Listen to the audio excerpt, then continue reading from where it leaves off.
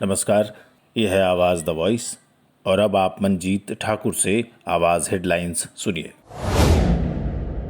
जम्मू कश्मीर के मुद्दे पर केंद्र की ओर से बुलाई गई बैठक में people's alliance for Gupkar declaration PAGD के 3 नेता शामिल होंगे।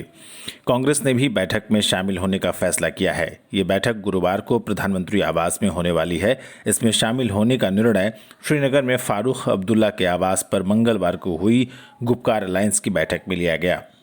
हालांकि इससे पहले ही पीपुल्स डेमोक्रेटिक पार्टी PDP के प्रमुख महबूबा मुफ्ती ने पाकिस्तानी राग अलाप दिया है। उन्होंने कहा कि अगर केंद्र सरकार तालिबान से बात कर सकती है तो पाकिस्तान से क्यों नहीं कर सकती। इधर PAGD में इस समय 6 दल हैं, जिनमें से 3 नेशनल कॉन्फ्रेंस, PDP और मार्क्सवादी कम्युनिस्ट पार्टी के नेताओं को केंद्र की बैठक के लिए बुलाया गया है।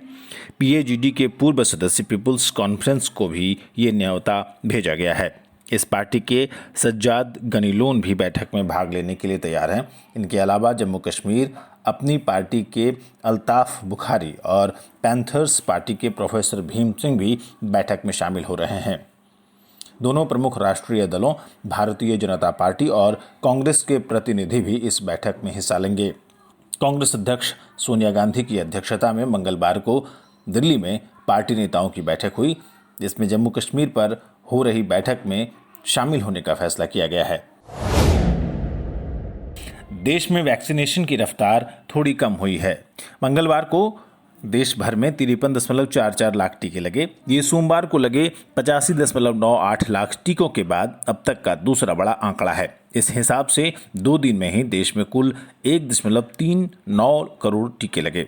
वैक्सीनेशन के पहले दिन 16 जनवरी से 20 जून तक लगे कुल टीकों का रोजाना औसत 17.7 लाख है। यानी देश में पिछले 2 दिन में ही इतने टीके लग गए जितने अब तक 8 दिन में लग रहे थे।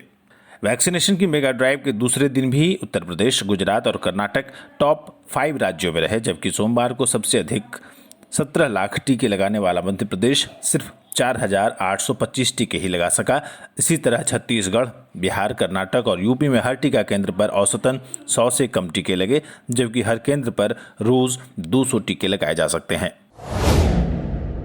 CBSE यानी केंद्रीय माध्यमिक शिक्षा मंडल और CISCE भारतीय विद्यालय प्रमाण पत्र परीक्षा परिषद द्वारा 12वीं के नतीजों के लिए सुझाए गए फॉर्मूले को सुप्रीम कोर्ट ने स्वीकार कर लिया है। साथ ही 12वीं की परीक्षा रद्द करने के निर्णय को चुनौती देने वाली याचिका भी खारिज कर दी गई है।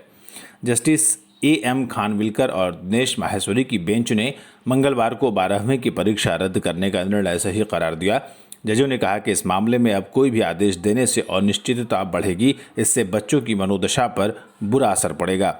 बेंच ने कहा कि परीक्षा रद्द करने के लिए खुद छात्रों ने याचिका दायर की, परीक्षा में पेश होने में अपनी असमर्थता जाहिर की थी। इसके बाद परीक्षा रद्द हुई। राष्ट्रवादी कांग्रेस पार्टी NCP के नेता शरद पवार के दिल्ली स्थित आवास पर मंगलवार को राष्ट्रमंच की बैठक हुई। इसमें 8 दलों तृणमूल कांग्रेस, NCP, राष्ट्रीय लोकदल, भारतीय कम्युनिस्ट पार्टी, मार्क्सवादी कम्युनिस्ट पार्टी, आम आदमी पार्टी, समाजवादी पार्टी और नेशनल कॉन्फ्रेंस के नेता शामिल हुए। इस कवायद को 2024 के लोकसभा चुनाव से पूर्व गैर भाजपा गैर कांग्रेसी मोर्चा बनाने की कोशिश माना जा रहा है। हालांकि पवार और तृणमूल कांग्रेस की ओर से कहा गया कि इस बैठक का तीसरे मोर्चे से कोई लेना देना नहीं है। ICC टेस्ट चैंपियनशिप फाइनल के 5वें दिन भी बारिश ने खलल डाला, जिस वजह से मुकाबला निर्धारित समय से 1 घंटे की देरी से शुरू हुआ।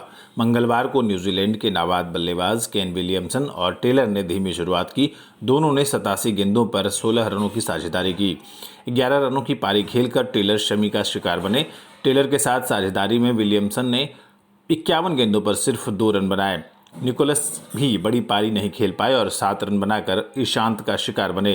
टीवी टीम ने लंच तक 5 विकेट पर 135 रन बना लिए थे, लेकिन जब मैच फिर से शुरू हुआ तो उनकी पारी 249 रन पर ऑल आउट हो गई। इसके जवाब में भारत ने 64 रन पर 2 विकेट गंवा दिए हैं।